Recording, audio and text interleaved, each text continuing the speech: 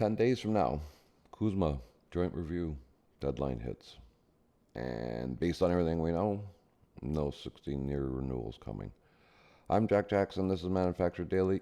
Yep, I'm on vacation, so I'm doing this remotely and a little casually. So what happens instead of most manufacturers fully don't understand is the annual rolling reviews.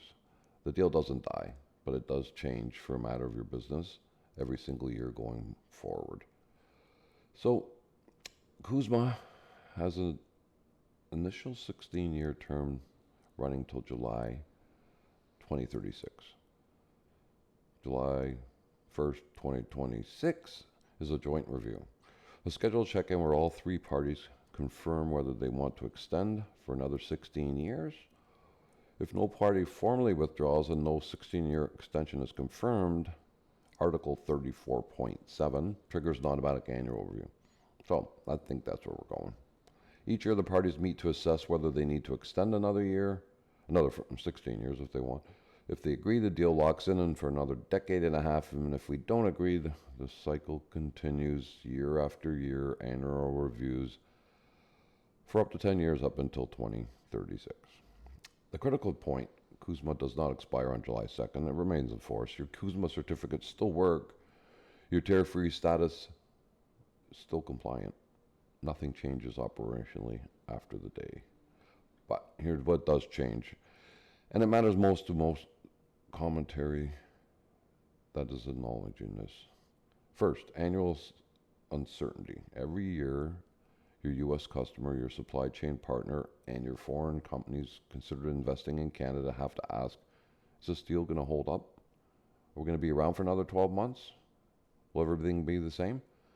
The uncertainty reprices the risk. It doesn't kill the investment, but it adds a discount to every Canadian manufacturing opportunity.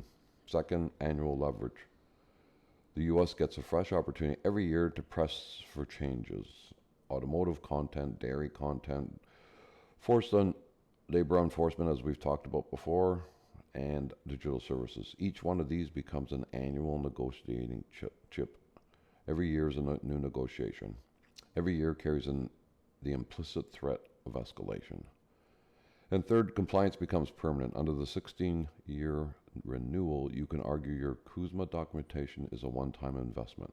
Under annual reviews, no, everything becomes current, defensible, audit-ready every single year, because every year the deal continuation is being assessed, and any gap in your compliance can cause problems, and that's where we can help step in. So we also had the remissions we talked about last week has come up.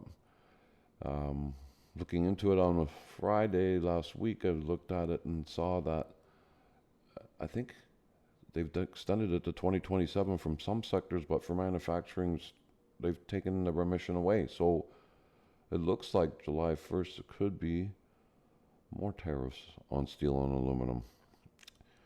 Again, we're going to look more into that, and we'll let you know. So rolling review mode is not catastrophic, but CUSMA was always going to require ongoing management. What changes is that management is now annual instead of once a decade. For manufacturers who documented compliant and are working with a broker who understands their products, it's manageable. For manufacturers who have been operating in an informal arrangement and undocumented original claims, annual reviews means exposure to your business. So give us a call. Let us know what we can do. Ask us the questions. We know your current status. We can help you. And we can get you across the border or into the border.